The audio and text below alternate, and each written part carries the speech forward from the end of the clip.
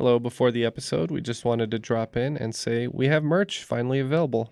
We're at tpublic.com. So if you'd like to check out all of our different merch that is continually being updated, you can go to trivialitypodcast.com, click merchandise, or go to tpublic.com and type in Triviality Podcast, or there's an even easier way, Ken.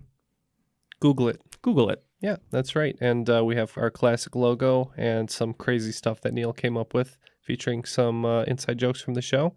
So we hope you like the merch, and let us know your ideas as well. Yep, and thank you all for your support, and we hope you enjoy our new merchandise. On to the show. Recorded in Chicago, Illinois, with your hosts, Ken, Matt, Neal, and Jeff. This is Triviality.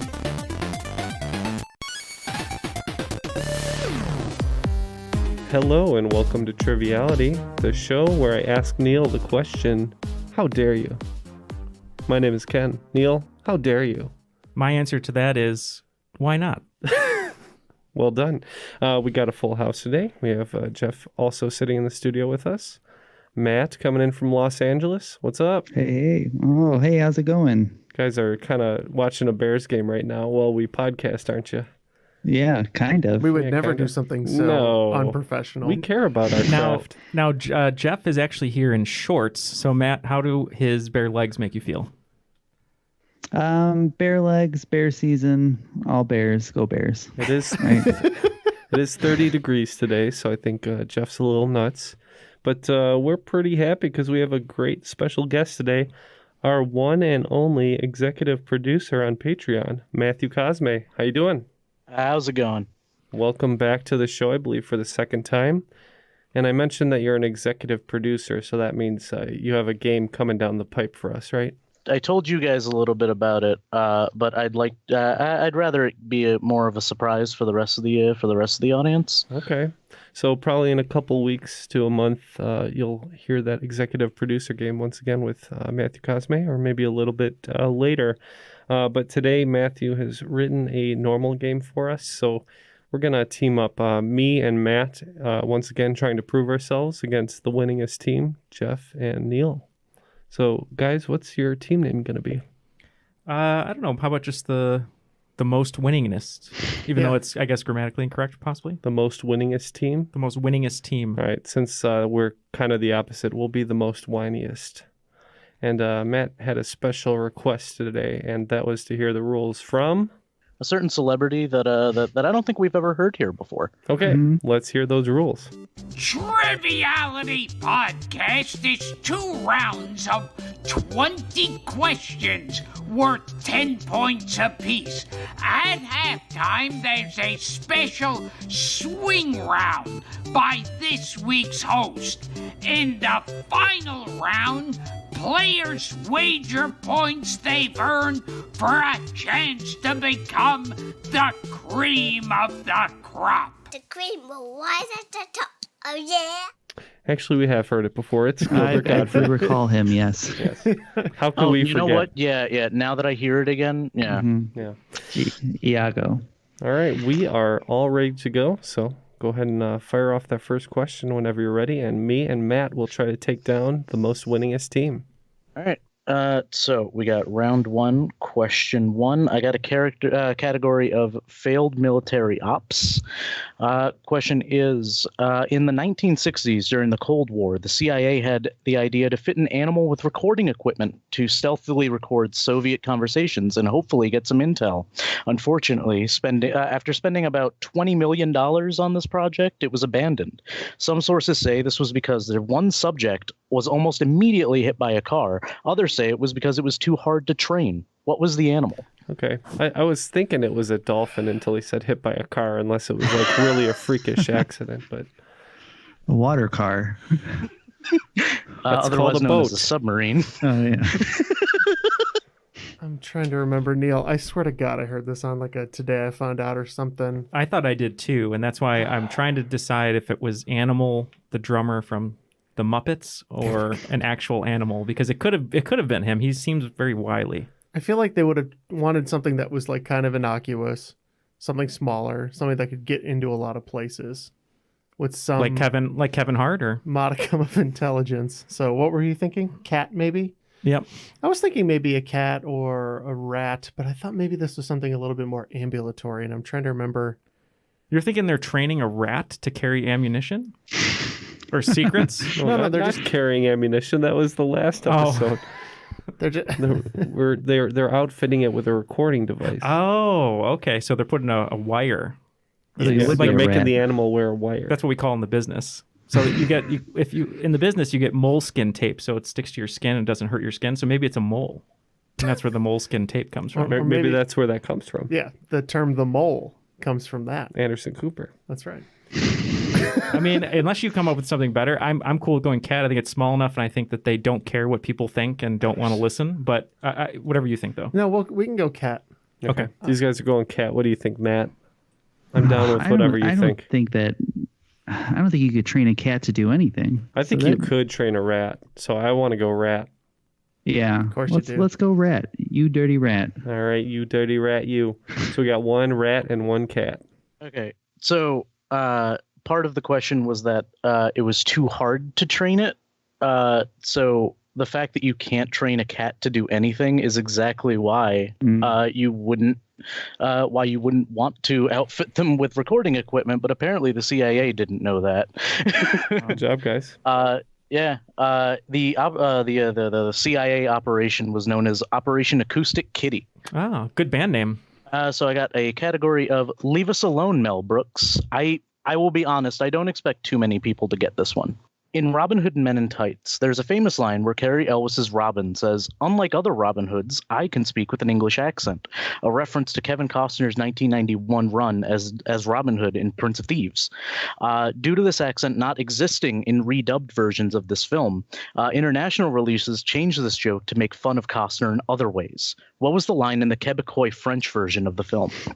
Okay, Jeff. I don't think this is correct, but I think it's a decent place to go. So let's lock in with this. All right, these guys have a guess. So if it's in French, maybe he's speaking with a natural French accent instead of a Canadian Quebecois accent.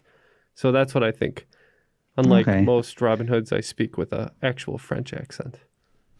Works for me. So we just thought maybe they were making fun of Kevin Costner's filmography, and we said they probably referenced that he was dancing with wolves of some sort, some kind of reference like that. Yeah, okay, like I said, this one was very hard. This was actually just another reference to Prince of Thieves where his Robin Hood doesn't actually wear tights. So it was, unlike other Robin Hoods, I actually accept to wear tights. Ah, Oh, okay. and I see Neal is wearing tights in the studio today. I am wearing tights. They're comfortable. I did ask You're Colleen the not other. supposed to wear them around your neck, though. I don't know what that's about. Well, it's called a body turtleneck. It's just a turtleneck goes straight from the guttural region all the way down. Okay. No, don't like it. All right, question 3, please.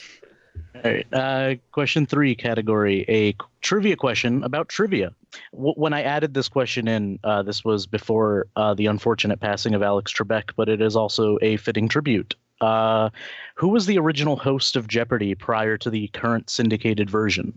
So, Jeff, I know we have a lot of fans who have been on Jeopardy, love Jeopardy, and we're probably going to get this wrong, but I think this answer at least puts us in the realm of a possibility. So let's lock in. Okay. Matt, we're looking for the original Jeopardy host. Do we know? I don't think so. My first thought, for some reason, I thought Pat Sajak, but then I remember it's actually because Alex Trebek hosted Wheel of Fortune at some point in time. So Really? I don't actually know this. Yeah, he switched for an episode Well- with Sajak. Well, we could say Jack. Yeah, It's a he hosted good a things. guess as any. Better than saying Steve Harvey. So let's say Pat Sajak. Steve Harvey would be laughing through every answer. So originally we said it was the one blonde-haired, spiky-haired guy from Office Space who always wanted to buy a vowel and was always O. But we ended up going with Merv Griffin because we know he had a relationship with the show as an EP, I believe. So maybe he hosted before Trebek. So that's what we went with. Yeah, so Merv Griffin actually created Jeopardy, came up with the idea just from like a contextual point of view. But the actual original host was Art Fleming. Oh. The famous Art Fleming. Is he related to Art Nouveau? No, he's actually Ian Fleming's American half-brother. Is that true? He was No, actually suspect he actually stuff. I played know. himself twice. Once in Airplane 2, And once on in the music video for Weird Al's "I Lost on Jeopardy." Okay. Oh. Ken, you don't like Airplane, so I can't imagine you would ever want to watch the sequel. I never want to watch a second Airplane movie. Actually, I have a quick question for you. We know you don't like boat movies. We know you don't like kid movies or kids on boats. How do you feel about like Passenger 57 or Nonstop, where that's in the air in an airplane? I haven't seen them. Okay, Air Force One. It's on a plane basically the whole time. Yeah, I've maybe watched that one on a trip or something. Okay. What about Con Air? Con Air is a classic. Okay. It is, There you but go. it's, It's also bad, though. It's also It's- trash. Yeah, it's trash. Okay. Wrong. Right. Good, No, continue. rewatch it. Just trust me. However, I prefer The Rock to Con Air, which is basically the same movie. Yeah. Moving on. Question 4 category: by your powers combined. Captain Planet and the Planeteers is a well-known children's show aimed at fighting pollution. The series ran from 1991 to 1996 and featured a pretty easy-to-recite opening sequence, introducing the characters and their places of origin. But this sequence changed a bit between the first and second seasons, changing what they called the location of the character who controlled wind. What was this character's name? And for I'll say 2 bonus points. Where were they originally from, according to the season 1 opening? This is one of those areas that I just have a black hole. I mean, I watched. You know what's funny is for a show that like didn't really last very long and it wasn't very popular, we get a lot of questions about Captain Planet. I think you just bring it up a lot. I absolutely love Captain Planet. Yeah. He's a hero. There was a thread in the crop where I was like, where I just delved deep into like Captain Planet lore. Well, Matt, if you want to lock in your guess on this one, I can't really contribute. So I can't remember his name. I think I know where he's from, the area, but maybe we can get some bonus points. Yeah, we'll lock in with something. All right, so we're looking for the character that controls wind, and then where he originally was from. Correct, Jeff? Yeah. I mean, Neal, I've been in a enclosed room with you for a while, so I know you sometimes control wind or don't control wind. I can generate it at will. So I thought this was maybe the South American character. I was just thinking, I was thinking South America as well. So if we go with South America, then originally it's got to be somewhere like completely different. If the original one, they probably changed it because it was a bad idea. How about South America? And then we go. I feel bad for people who are listening in Europe, but I can't see Captain Planet giving any nod to Europe whatsoever. And I bet they did, and they're like, we can't give anything to Europe. Okay, we can go with that. Okay, so South America, and our bonus is Europe. Yep.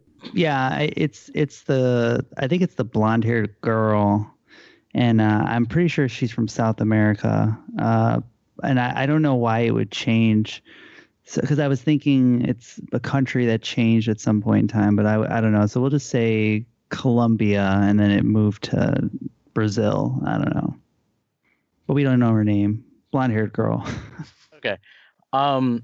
So there's going to be no points here.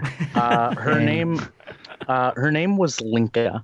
Yep, that's right. And she Sounds was Swedish. Now I gave the years, which was important.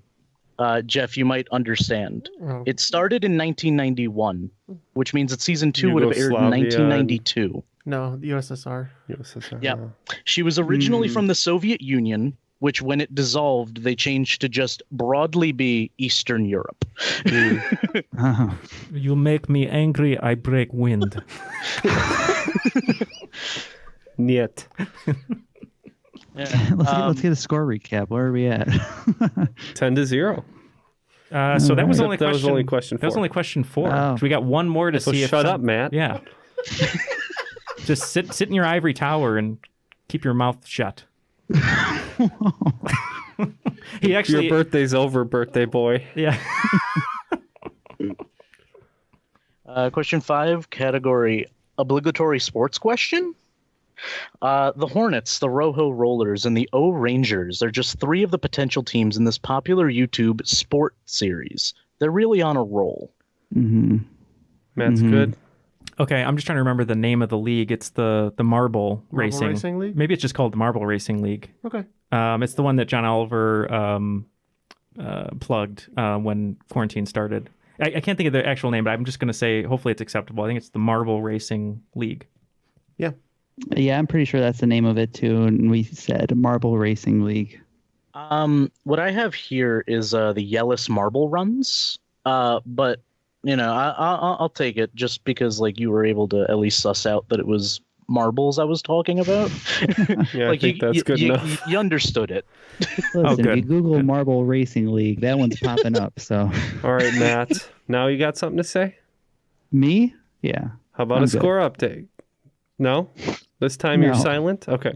All right. It is 20-10 with the winningest in the lead. See, Matt, the whiningest team already started whining halfway. Not even the game's not 4 questions in.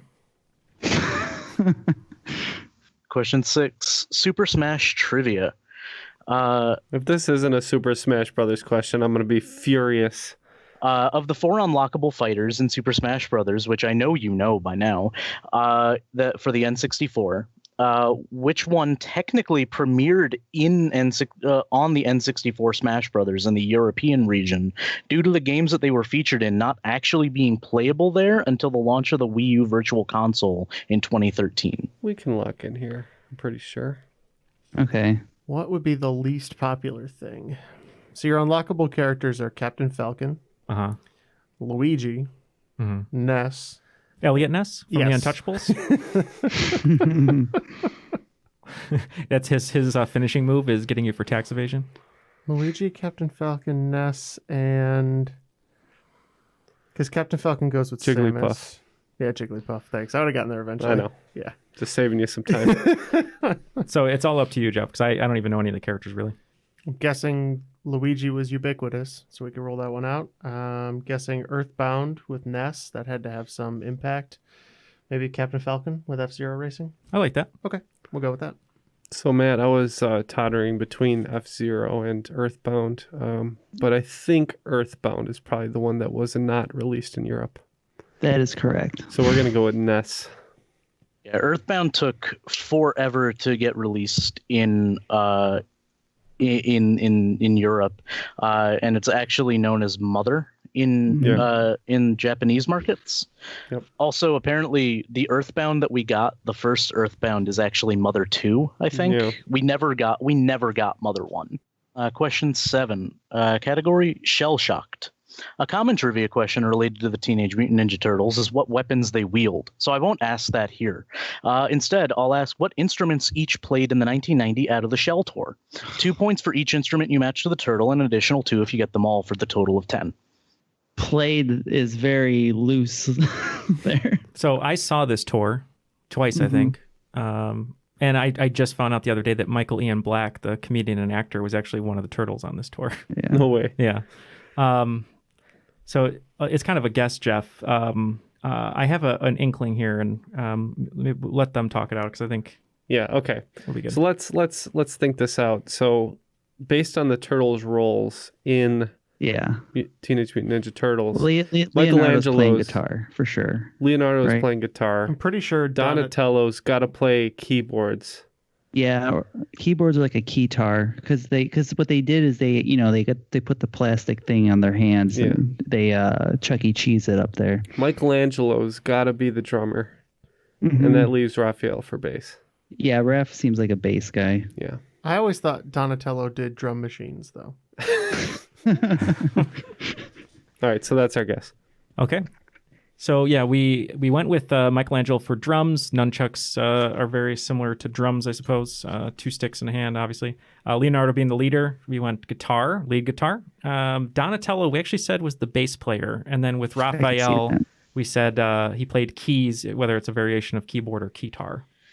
Okay, so I don't think anyone's getting full points here. I'm just going to run them down, and you just fact check yourselves. What I got was Donatello had keyboard.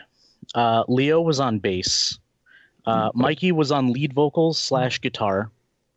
And Raph was on the drums. Oh, Wow. That seems incorrect to me, but we got one of them. So I guess so is that 2 points for us? Yeah, that's 2 points. Yeah. so. Raphael is always angry, so I guess I could see why they put him on the drums just to get out that aggression. And Mikey being the silly one, lead vocals is always like running the stage. Mhm. Yeah, the David Lee Roth of the Turtles. There you go. I'm hot for April. That's good. That's good. All right. Let's move on to question 8. Category is astronomy. Chris Evans might not appreciate talking about it, but what is the largest constellation by area? Okay, Matt had a pretty good guess. We were trying to figure this one out, but Matt texted me something. We're not positive, but it's a clever guess. Okay, so Cassiopeia, is that? I'm trying to think if that was from a movie, maybe like someone that he might have, a character he would have dated. Or I mean, do you know like characters? This is not a Captain America reference. It's definitely a reference from his indie film debut in Puncture. Oh, this is definitely not another teen movie reference. Oh man. Okay, so is there a whipped cream? Oh no. A whipped cream constellation? We'll just go with Orion. I don't know if Yeah, he it's fought tough one. Orion in something, but Tough one. All right, Matt, you want to do this one? Yeah, Chris Evans most famously, I assume, is I said Captain America. And his biggest foe would be Hydra, and I'm pretty sure there's a Hydra constellation, so we're gonna say Hydra. Yeah, you guys caught on to the to the. Honestly, I would have thought easier reference there. Yeah, Chris Evans, famous for Captain America, and they're the main enemy organization, Hail Hydra.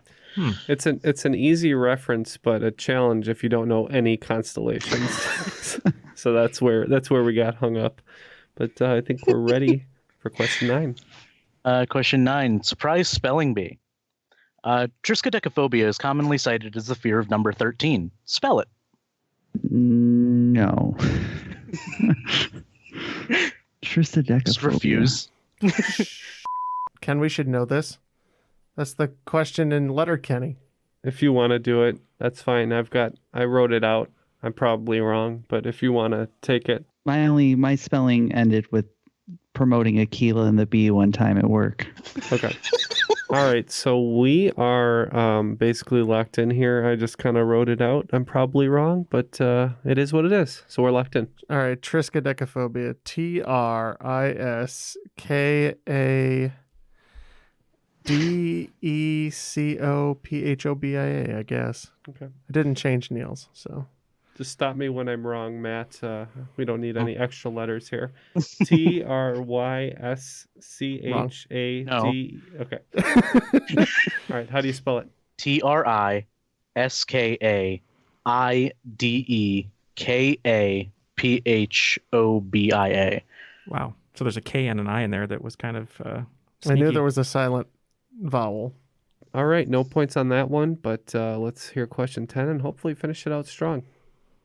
Question 10, best worst movie. Final Destination is my favorite terrible movie series ever.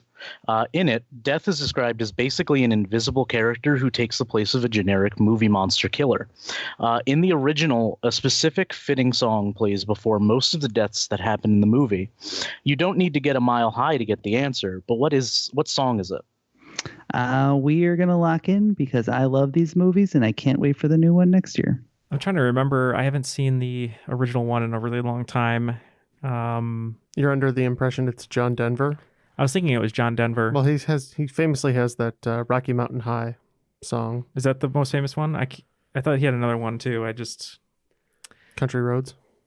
Is that him? Yeah, it might have been. I just know that he had the clue Mile High, and I was thinking of John Denver. Well, I think that song is called Rocky Mountain High. Okay. I mean, we can go with that. I know, obviously, there's a huge plane plot point, and he passed in a plane, so it kind of makes sense. So you guys are locking in with that? Yep. Well, we also locked in with that because it is definitely Rocky Mountain High by John Denver. Seriously? I'm shocked. It's actually a different John Denver song. What? Yeah. So it is the one that is very ominous because as Neal said, he died on a plane, and what better eerie song than Leaving on a Jet Plane? Same song Ben Affleck sings before they take off in Armageddon. Okay, that brings a conclusion to the first round. Looks like we clocked in at 32, and the winningest team so far in second place with 20 points.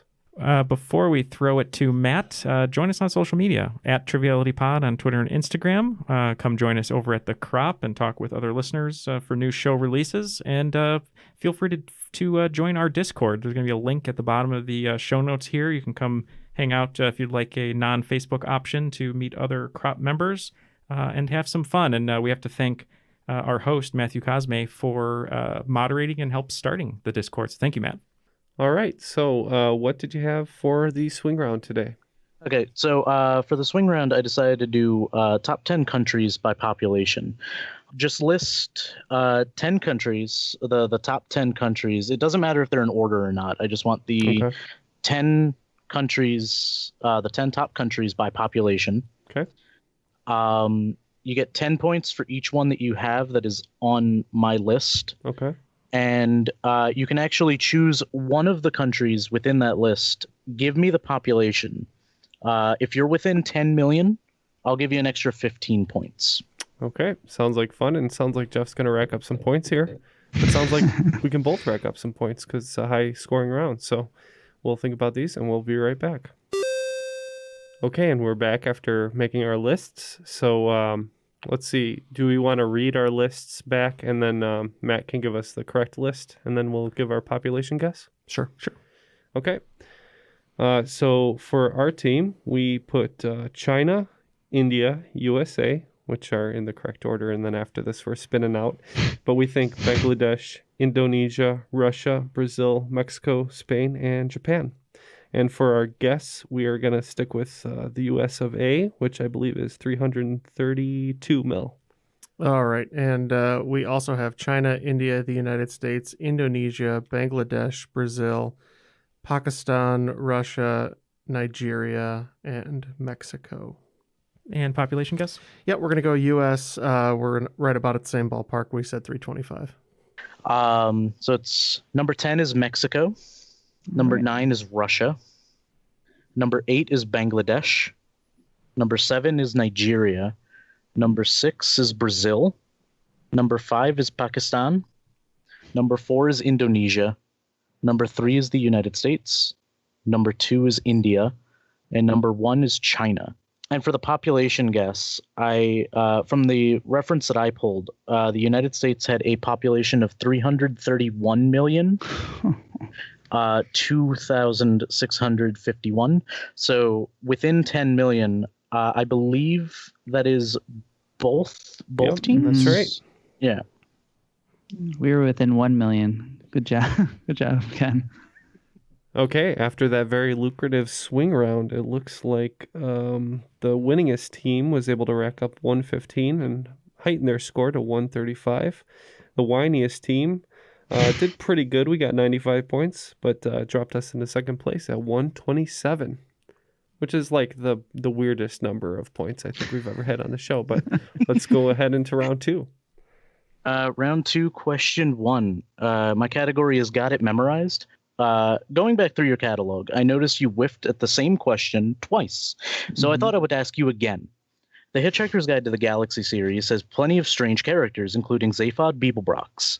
Among Zaphod's achievements included inventing a drink described as the alcoholic equivalent of a mugging, expensive and bad for the head. What is the name of the drink? I'm on the verge of the correct answer here. There's just little tweaks of the wording of it that I'm struggling with. So, How do none of us know this? I think I know it. I know. That's not surprising to me. I would normally look to Ken for this one because I know he would. You good with that? Yes. Unless there's like a different I think letter in one of these. I but know think the that's second right. half of that is correct, but I think the first half there's possibility for error. Okay, so I think there's a word in there like gargle blaster. That's the only thing that's coming to me. Pangalactic Gargle Blaster? That sounds right. Pangalactic gargle blaster. The alliteration sounds nice there. Okay, that's what we'll lock in. Okay, we said Pangalactic Gargle Blaster. Hey, you guys did learn your lesson. It is the Pangalactic Gargle Blaster. That came to me in the And 11th now hour. no one ever asks us that again. That's it. We did it. That's it. Third time lucky. Redemption and vindication. Cue the song Vindicated, Matt. No. He's not drunk enough. A few more gargle blasters. All right. Going into round 2, question 2, category objection. Known as Gyakuten Saiban in Japan, which translates directly as turnabout trial, the first 3 games of this series see you take control of a spiky-haired defense lawyer and follows his adventures with his spirit medium partner. I hope you can get this correct. I'll take 2 answers for this. If you can give me the series name or the main character of it. Okay. I think we're locked in, right, Matt? I know the character. I don't know if I know his name, but you can lock in. I know what they're talking about. I think I brought it up to Ken once. It's that game where the guy like points. Yes. He points, and he goes like "you" or whatever, like objection. Objection. And one of my favorite Japanese directors, who normally does like weird horror movies and like body horror movies, I believe Takashi. Yeah, I think Takashi Miike actually did a version of this, which is crazy. I don't know the name of it. I think it's like really goofy though, like Mr. Lawyer Man or Lawyer Man. I don't know. So close. You'd know better than me. Yeah, it's like I lawyer. kept thinking of Harvey Birdman, attorney at law, and I'm like, that's not right. It's like it's like Lawyer Man, or I'm gonna say it's you don't know, right? I don't. All right, I'm gonna say it's Sensei Lawyer because I can't think of it. We're saying Phoenix Wright, Ace Attorney. Yeah, honestly, Mr. Lawyer Man is closer than you would have thought. It is Ace Attorney, the main character being Phoenix Wright. But also in the original Japanese, they basically named him Phoenix Wright so they could play off of the same jokes that they have in the Japanese version, because in Japanese, his name is Naruhodo, which basically means I see. Yep. That's funny. All right. Moving on to question 3, category move over Simba. In the 2005 children's movie Madagascar, what species are the animals who look like a mix between cats and weasels that attack Marty in the final climactic battle? Have you ever seen Madagascar? No, but I'm pretty sure I know it. I'm just going to let these gentlemen lock in. So, Jeff, you wrote down an answer. I think one of the lead characters is that animal, but I can't think of the actual animal that I think he's asking about. But that's fine going with that. Wait, what do you mean? It looks like that, but it's a lot tinier. It's not as agile as what you wrote down. They look like rats, but they look, you know what I mean? I don't know. I don't know. I can think. I can see it in my face or my head. I thought you were over the concussion. Maybe not, but I know what the animal is. I just don't know the name of it, but let's just lock in with what you have. Okay. So I think it's lemurs, isn't it? Oh, that seems right. The description fits, and I think there's lemurs in annoying Madagascar. things. Sacha Baron Cohen plays the Lemur King. So. Yeah. So lemurs? Yeah. Lemur, sure. We also guessed lemur. Okay. So I tried to be slightly clever in this category, but I don't think I pulled it off very well.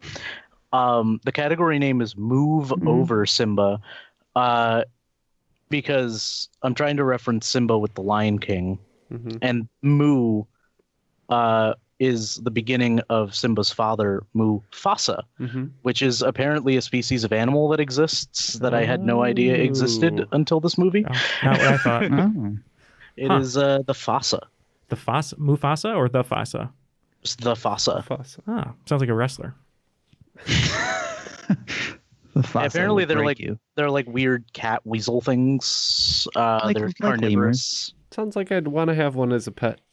Yeah, you're a weirdo. Yeah. Thanks. All right, moving on to question 4, category tabletop games. Dungeons and Dragons is one of the most widely known tabletop RPGs to exist, even being known to people that have never played them before. Originally published in 1974 by Tactical Studies Rules Incorporated, otherwise known as TSR, and created by Gary Gygax. What publisher is it currently using now when it switched in 1997? We can lock in. Okay. Is it Wizards of the Coast? Yeah? Yeah, they do the Pokemon game, right? I think they acquired it, so I think we're going Wizards of the Coast. So evil megalomaniac company Hasbro's subsidiary, Wizards of the Coast. Yeah, Wizards of the Coast. Come out to the coast, have a few spells. question 5, category movie terminology. The Ark of the Covenant in Raiders of the Lost Ark, R2-D2 in Star Wars, and the briefcase in Pulp Fiction are all examples of what common film device? My favorite order at McDonald's. Do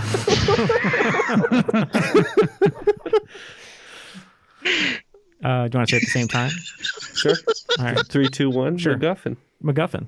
Yeah, it is a MacGuffin, and I included R2-D2 in here because when I was researching MacGuffins for a list for this, George Lucas has specifically described R2-D2 as a MacGuffin, even though he is not the dictionary More definition of a character than MacGuffin. Yeah. Okay, time for a score update. Looks like we retook the lead, but just by 2 points. It's 167 to 165. Moving on to question 6. Category is I Know You Know. In the pilot episode of Psych, James Roday, who is now going by a combination of his stage name and his birth name, James Roday Rodriguez, improvises a line while holding an item iconic to the series, which set off a fan favorite trope. What was the item? We can lock in over here, and I hope Matt would lock in because he watches this almost every night before he goes to bed, except for The Office, possibly. Is that accurate? Yeah, I'm pretty sure it's a pineapple. But yeah, we're locking with pineapple. We also went with the only decoration in Matt's apartment right now. It's a pineapple. Yeah, he grabs a pineapple off a shelf and makes a reference. Goes, "You want me to slice this up for the road?" Which actually created such a huge following that when USA started airing like every episode of Psych in a marathon, they did a contest where you had to figure out where they referenced the pineapple in every episode. And like I forget what you won if you could get all of them, but yeah, it was like a big thing. Like it was so iconic to the series that like USA used it for that. Yeah, I don't know why I knew about the pineapple, but subconsciously I did. But I'm glad Matt brought that home. But let's go ahead with question 7. Round 2, question 7. Category is Broadway and myth. The story of what Greek mythological couple was the Broadway musical Hadestown based on? Oh,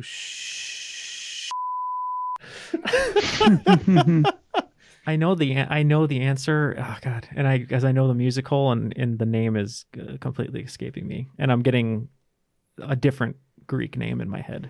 John Stamos. Yeah. So there was Sisyphus who was rolling the boulder up the hill, right? And then there was Syphilis, right, who was rolling hanging out boulders in in my head. nightclubs. Syphilis was rolling in the wrong nightclub. Okay. Matt, do you know this one at all? No. Do you know the myth? I mean, about the Hades in their town? No, I know nothing. This is the musical about when Hades comes to town and they're not allowed to go dancing, right? Everybody shut up so I can lock in an answer really quick. Forget it. It's Hadestown. Was this the show with Courtney Cox? No.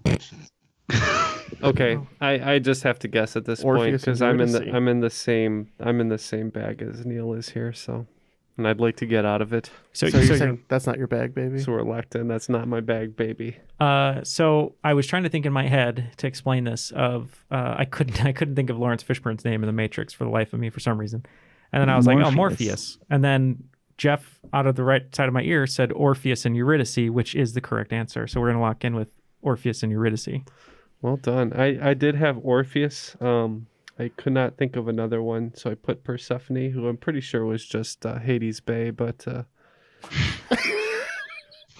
I don't think that's the correct other figure. But yeah, it's the one when the guy goes into the underworld to bring her back, and he can't look back. Yeah. Otherwise, it's all undone, but he does anyways because he's an idiot. And he's a man, yeah. It's the most succinct. It's just like, or Eurydice is going, look, you can have me for eternity. Just don't look back, you idiot. Oh, you're going to look back. It's like that meme where he's looking at the other. Yeah. All right. How do we do, Matt? Like the reason he looks back is because Hades is like I guess does something where like her footsteps get like more faint the closer they get to the exit. Mm-hmm. So like he can't hear her anymore. So he's worried that like maybe she got lost back there, which is why he looks back. Yeah, but when somebody tells you under no condition do you look back? This is going to be a big trick, so don't look back. And there's even a music number about it. Don't look back in anger. Yeah. But yeah, it is Orpheus and Eurydice, which the Matrix reference is actually how I get tripped up trying to remember this, because I keep remembering Morpheus and Eurydice, which is the Matrix character. I think the way you should remember this, if you ever forget it, is you think of Morpheus and Andrew Dice Clay. Because it rhymes with Orpheus and, not really, but Orpheus and Eurydice. I think you'll remember it if you think of Morpheus and Andrew Dice Clay. Got it. Yeah, Morpheus and Euripides. honestly, I thought Matt was almost getting it when he said Euripides. Mhm. I thought he was almost getting it. I was like, you're almost there. I'm just saying Greek names that I know. Yeah, so moving on to question 8. Category is everyone's favorite category, which is elemental facts. What element has an atomic number of 47, not to be confused with the Letterkenny rental used for raves? We can lock in. I don't remember this episode. Some kind of metal, right? I don't know. Oh yeah. That's a lot of them. Oh yeah. Oh, I don't. Titanium. I wish you weren't so awkward, Matt. I don't know. I can't get the Letterkenny reference right now, but it's been a while since I watched it. Yeah, we could say titanium. Sure, titanium. You gotta have much more respectable events in the Ag Hall. AG is Gold? Agriculture. silver. Oh, silver. Yeah, so the reference was the Ag Hall, which atomic symbol AG for silver. Just moving on to question 9 there. Category is words. A palindrome is a word that is spelled the same way backwards and forwards. Examples being madam or race car. What would you call a word that spells a different word backwards, like stop and pots? A certain Zachary might appreciate it. And just as a note, there are 2 possible answers for this. One of them is referenced in the hint. One of them is not. Okay. We can lock in. Okay. So you think antidrone? Is that what you said? Yeah, I don't think it's Videodrome. Long live the Long live the flesh. long live Or long live the new flesh. the new flesh. But I'm trying to think of what the I think it's Zachary would be, antidrome. but I think it's antidrome. okay, we're good with that. And I can't remember how to pronounce it, but I think it's let me write it out. Hold on. I wrote a quinto, by the way, Quinto. which is not the right answer. Just a Zachary quinto. Quinto. Just a quinto, please. Do you want cream in your coffee? Just a quinto. Yeah, does Zachary Quinto ever come into your coffee establishment, Matt, and ask for a quinto? It's not an He Efrindrome. was there once. Yeah. I believe this is like an Emodina lap. I think it's just palindrome backwards. Okay. I don't think there's a Zachary Amodovin lap or whatever you just said, but we'll go with it. Okay, so the alternative answer that I would have taken is Immordina lap. Okay. Which is just palindrome backwards. But the answer that I had written out is a Levi drum, which Zachary is because apparently some kid named Levi was wondering why there was no word for the opposite of a palindrome. And apparently they just decided to make it a word. All right, let's see if we can finish strong in the final question. So, final question in round 2. Category is sounded out. What popular food that is mostly made for kids is named for its founder, spelled in a way that made his name easy to pronounce? Jonathan Lunchable. Oh, you guys are so close. It's Tobias Lunchable. Okay, we can lock in over here. Okay, so it's the guy's name, but spelled in a way where it's easy to pronounce. What do kids eat? Pop-Tarts. That's what I eat. I just eat PB&Js every day, all day. Kids do eat Pop-Tarts? Cinnamon Toast Crunch. Pills. Hopefully not. Tide Pods. Hopefully not. Lunchables. I don't know. You're stuck on these Lunchables. Maybe his last name was Lunchables. Lunchables. Lunchables. So we obviously have no idea. So you just want to say Lunchables? My favorite Jack Black movie, Lunchables. So yeah, I think you're looking for the actual chef named Boyardee, Paul which is Boyardee. which is Boyardee. Yeah, Chef Boyardee. Why can't adults eat Chef Boyardee? Because it's Mostly made for kids is part of the question. Yeah, so he didn't want people mispronouncing his name, so he spelled it phonetically on the cans. okay. In that last part there, we fell way behind. We kind of struck out in the second half. We got 177. The winningest team has 205. Strong second half for them right there. So let's find out about the final round. So we got Category 1 from Chicago, Illinois. Category 2, Ken. Category 3, Matt. Category 4, Neal. And Category 5, Jeff. I'm inclined to push in the chips, Matt. Yeah. Let's push them in. Push him in on Matt and none of the others. I want to trounce these fools. What do you think? The most winningest. You know me. I always like to call. Oh, you want to call? All right, we'll go all in. That's fine. Okay. So Can we go all in? We we're don't have pushing our chip. No, we're not all in, but we're pushing as many chips as we can in. And No, I think You can go yeah, all you in. have, we can. You have 170, right? At least 170? You can go Somewhere all in there? Yeah, you can no, go all in implies that you don't have enough chips. Oh, yeah. I got you. Never mind. All right, everybody, shut up once again. Okay. As we said, we decided to go all in and push in all the chips that we can, and these guys are calling, so it's 30s all the way down. So let's hear the questions. All right, so question 1 from Chicago, Illinois. Born Chancellor Jonathan Bennett, this Chicago-born artist releases all his music entirely for free, stating that he thinks putting a price on it puts a limit on it and inhibits me from making a connection. Question 2, category Ken. The capital of Japan changes with the emperor, as the capital is considered to be wherever they consider their home. Currently, this city is Tokyo and has been since 1868. What city was it before this? Question 3, category Matt. Paul D. Hubbard is the quarterback who is credited with inventing the modern huddle. What affliction did he suffer from, which would make why he created the huddle make sense? Question 4, category Neal. Many movies over the years have been considered flops by the industry, grossing less than their budget, some more than others. What movie starring Katherine Heigl and Tom Sizemore has the distinction of being the biggest box office flop with a budget of $1.2 million and a box office gross of only $30? Matt might have a better chance to recognize this one. And question 5, categories Jeff. Of the 193 sovereign flags, 190 are rectangular, 3 are non-rectangular. Nepal is the one most known as defying the norm and having a non-rectangular flag, having a flag in the shape of 2 triangles. The other 2 are square. Name one.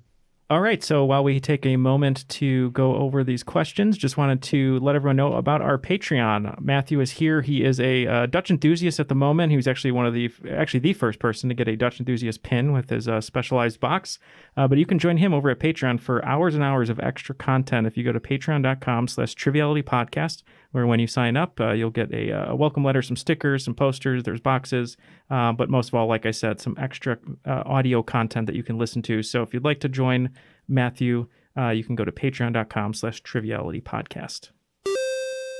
All the answers are now locked in. So let's get the questions one more time and see how we did. And we are feeling pretty confident. I don't know about these guys, but Pretty good.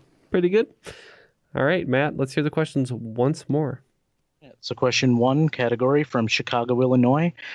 Born Chancellor Jonathan Bennett, this Chicago-born artist releases all his music entirely for free, stating that he thinks putting a price on it puts a limit on it and inhibits me from making a connection.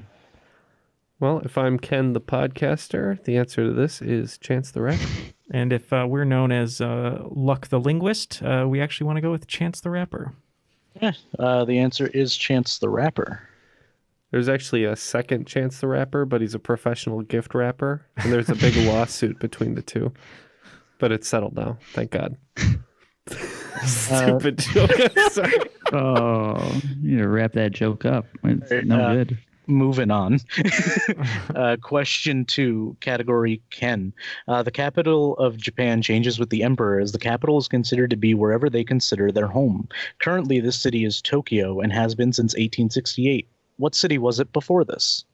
Well, on my trip to Japan, I went to the new palace and the old palace, and I believe the old one was in Kyoto. I was like, what does Ken know about the Meiji Restoration? Yeah, we agree. We think the palace was there, and then after the shogunate moved it to the eastern capital of Tokyo from Kyoto. So we said Kyoto. Yep. Answer would be Kyoto. Question 3, category Matt. Paul D. Hubbard is the quarterback who is credited with inventing the modern huddle. What affliction did he suffer from, which would make why he created the huddle make sense? He needed hugs. We thought that he's probably a deaf man. He said deafness. Yeah, we said he was afflicted with being deaf. Yeah. So it was a weird thing where apparently like there were a bunch of people who knew sign somehow in the NFL, which is not a thing I would have expected. But people were he was getting tired of people like being able to like see his signs to his team. The Astros kept cheating. Yeah, exactly. Yeah. So he basically created the huddle so that he could sign closer to his team. Gotcha. All right. Number 4. Question 4, category Neal. What movie starring Katherine Heigl and Tom Sizemore has the distinction of being the biggest box office flop with a budget of $1.2 million and a box office gross of only $30? Yeah, we went with the Zizix Road, if that's how you pronounce it. Yeah, a movie that would score a ton in Scrabble. We said Zizix Road.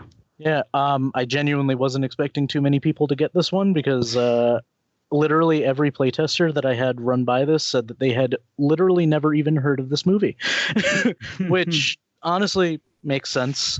I used to talk about this movie all the time. Yeah. It's kind of a fun little tidbit that it seemed that all 4 of us were aware of. So it's kind of weird. But yeah, Zizix Road. Have you ever seen it, Neal? I've never seen it, no. Maybe we should do a screening. I wouldn't mind doing a That screening. would be absolutely hilarious. We could do a screening where we all do commentary. I wonder if how do we it's even bad or if it just didn't take Could we off. even get I mean, our it's got hands Tom on it? Sizemore and Katherine Heigl. So Well, I it's probably heard the bad, movie but- is basically Tom Sizemore running up and down Zizix Road, the movie named Road, and he just picks up dirt and puts them in little canisters. Come on. And he carries them around. Okay. Squeeze in your Spielberg reference. It's over. One contractually required per episode. Yes. Exactly. Spielberg's got us by the balls. All right, going to move on to question 5. Category was Jeff. Of the 193 sovereign flags, 190 are rectangular, 3 are non-rectangular. Nepal is one with 2 triangles, and the other 2 are square. I asked you to name one of them. I think you, based on the discussion, I think you could actually name both of them. So... So we said, we discussed Vatican City, but we locked in with Switzerland. Yep, we were pretty sure Vatican City was one, but we were absolutely positive Switzerland was the other. So that's what we went with too. Yeah, so the answer is either Vatican City or Switzerland, which Nice. you mentioned both on both teams. So Hooray for us. All right. Well, it was a great final round for both teams, but the winningest team was in the lead when we came in. So there they stayed. We had 327, high score, and these guys had 355 to be today's cream of the crop. On balance, off balance, doesn't matter. I'm better than you are. That was a tough game. I mean, after that swing round, though, it finally kind of came back into the picture. More like cream of the crap. Am I right, Matt? Yeah, based on our scores, you wouldn't know it was a tough game, but Well, great job. We appreciate those questions. That was a really fun game. yeah, I like I was saying, I mostly go for questions that are interesting rather than ones that are answerable necessarily. Well, the score reflects a pretty balanced game, and we appreciate your participation in today's episode. Thank you for your questions, and again, thank you so much for being one of our highest Patreon donors. It means a lot to us. And I guess that'll do it for today's episode. Feeling good about the win? I'm feeling good about the win, and I'm a little afraid, though, now of the secretive executive producer game that he has in store for us. So we'll have to see we'll what have that to is. look forward to that one, I guess. Yeah. But for Matthew Cosme, thanks again for joining us. Our normal Matt, Jeff, Neal, I'm Ken. That was Triviality.